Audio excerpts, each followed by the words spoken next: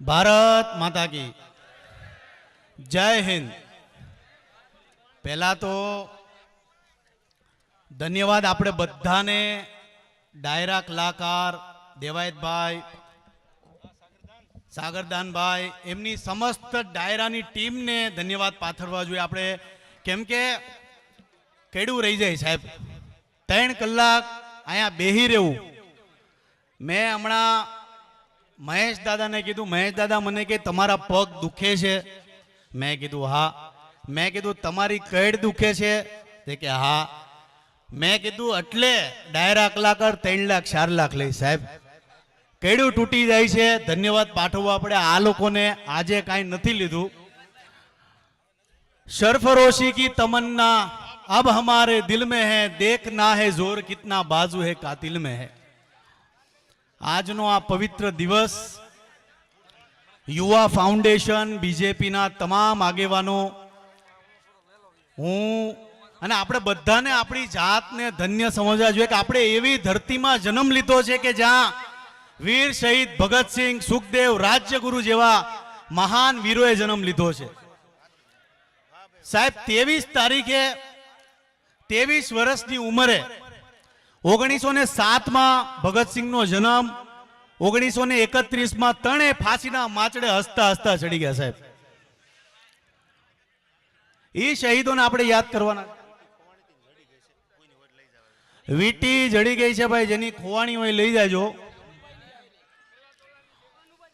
બીજું કે યુવાઓને આ વસ્તુ શીખવાની જરૂર છે, અને ખરેખર શીખવાની જરૂર છે કે દેશને આઝાદી આપવામાં મુખ્ય ફાળો કોનો છે એ આપણે શીખવાની જરૂર છે। આજે જેટલા પણ વિદ્યાર્થીઓ આવ્યા છે, જે મને સાંભળે છે, નાના નાના છોકરાઓ આવ્યા છે, આપણે બધા જાણીએ છીએ કે આજના પાઠ્ય પુસ્તકમાં શું હોય છે। તો ઝાડ પરથી સફરજન પડે છે તો એ ગ્રેવિટીનો નિયમ કોણે શોધો? તો આપને ખબર છે કે ન્યૂટને। ઇલેક્ટ્રિસિટીની શોધ કોણે કરી? તો બેન્જામિન ફ્રેન્કલિને। ટેલિફોનની શોધ કોણે કરી? તો આપને બધાને ખબર છે કે ગ્રેહામ બેલે। પણ આપણે આ બધી શીખવાની જરૂર નથી, ભૂરિયાઓ કરીને ગયા। આપણે શીખવાની જરૂર એ છે કે ભાગવત ગીતા કોને કહેવાય, રામાયણ કોને કહેવાય, મહાભારત કહેવાય। હું આજની ગવર્મેન્ટને ધન્યવાદ પાઠવું છું કે એમણે પોતાના પાઠ્ય પુસ્તકમાં ભાગવત ગીતાનો સમાવેશ કર્યો છે, તો એ ગર્વની વાત કહેવાય। બીજું આપણે બધા જાણીએ છીએ કે મહાત્મા ગાંધીને આપણે રાષ્ટ્રપિતાનું બિરુદ આપ્યું છે, ફાધર ઓફ નેશનનું આપણે બિરુદ આપ્યું છે। હું પોતે રાજી છું, પણ જ્યારે ભગતસિંહને રાષ્ટ્રપુત્રનું બિરુદ આપવામાં આવશે ત્યારે આપણાથી મોટી ખુશીની વાત કોઈને નહીં હોય।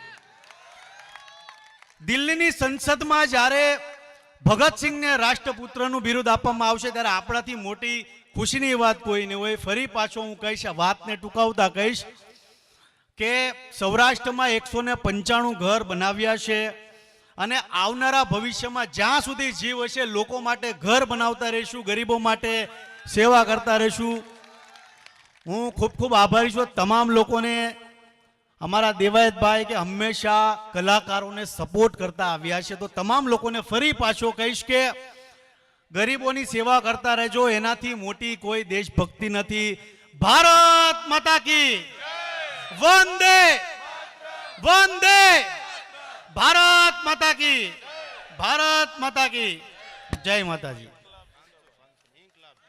ઇન્કલાબ ઇન્કલાબ, ભારત માતા કી, ભારત માતા કી।